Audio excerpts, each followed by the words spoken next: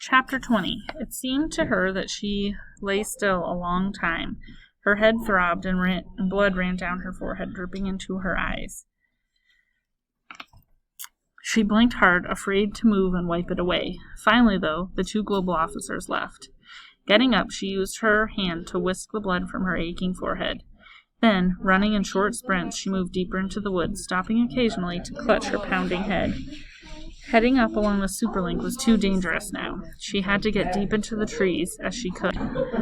The last dying rays of sunset guided Kayla among the trees as she silently thanked Sarah for the hiking boots and the fleecy hooded sweater.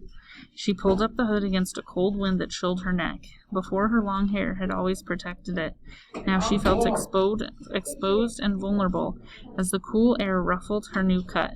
Her neck tingled with more than cold. It had snapped back hard when she had been thrown forward in the accident. Her stomach growled angrily. There had been nothing to eat since breakfast, and she longed for food. Sitting on a flat boulder, she considered her predicament. Here, in the middle of the woods, she wasn't likely to come across any food. What did she know about the berries and edible plants? Exactly nothing. A trickling sound told her that there was some water nearby. Her best bet was to search for it, so she followed the sound to a very narrow stream. Kneeling, she drank, then washed her dirty, blood-stained face. For lack of a better plan, she began to follow the stream. At least she would never be too far from water that way. The light was almost completely gone, but she continued to follow the sound of the stream a long way into the woods. She cried out as she stumbled in the dark over something hard. Lying there, she made no move to get up. Every part of her ached. The car accident had made her sore all over. The back of her neck now tingled badly. Somewhere, someone was cooking something that smelled delicious. Sitting up, she peered in all directions. Then she saw a light, very small, about a mile off in the distance. With the last of her strength, she made her way towards it.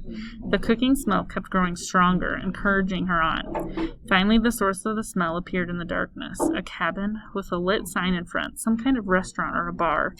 Before long, she heard the loud sound of animated voices, people conversing, laughing, a warm, inviting place. Her spirits lifted. She hurried towards the cabin. She had no way to pay for food, but she'd think of something.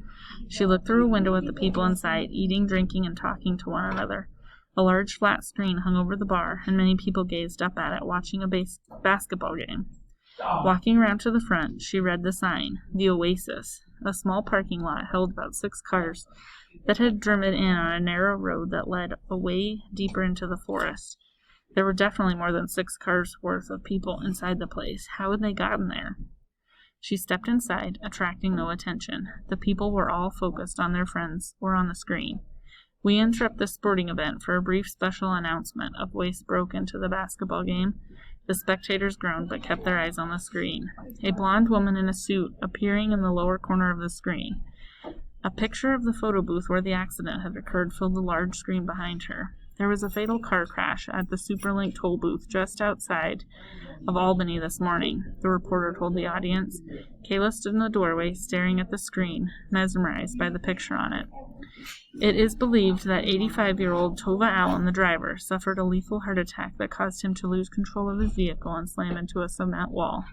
The reporter continued. His wife, 81-year Mava Allen, was rushed to a nearby hospital in critical condition and is not expected to live. Although she knew this already, had faced this reality, a lump formed in Kayla's throat as the reporter's words. The Allens were wanted by global officers for toll jumping on their trip up the Superlink. A third passenger in the car was identified as 17-year-old Kayla Marie Reed. Miss Reed is currently a fugitive wanted for the homicide of her mother, Miss Ashley Reed. Mrs. Reed fled the scene of the accident and refused to stop when summoned by global officers. The charges against her now include toll jumping, failure to cooperate with global officers, and suspected homicide.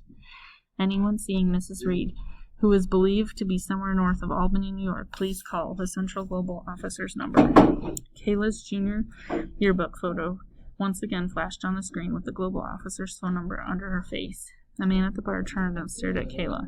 The woman beside him turned to see what her companion was staring at.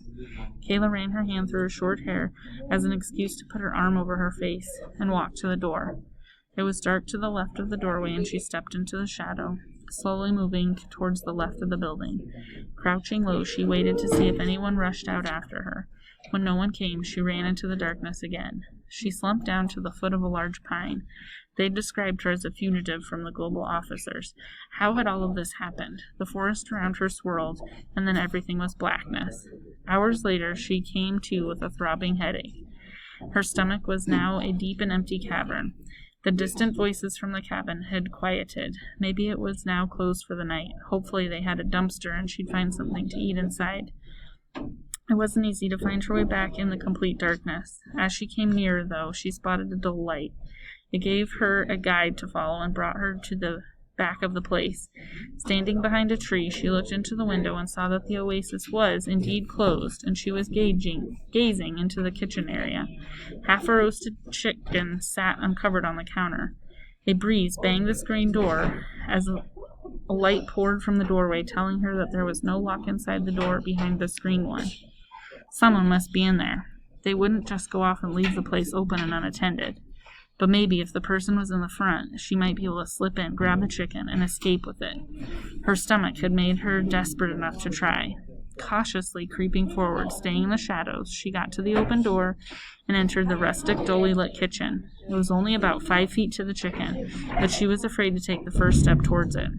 A floorboard groaned under her first anxious step and made her freeze in place. She waited for a response. Nothing. She took another step, then froze, again as a trapdoor to the floor just several feet in front of her lifted. 2 arms pushed it up. Someone was about to come up from below, and they would be face to face in a matter of seconds. Kayla grabbed a carving knife from a side table and clutched it tightly and waited.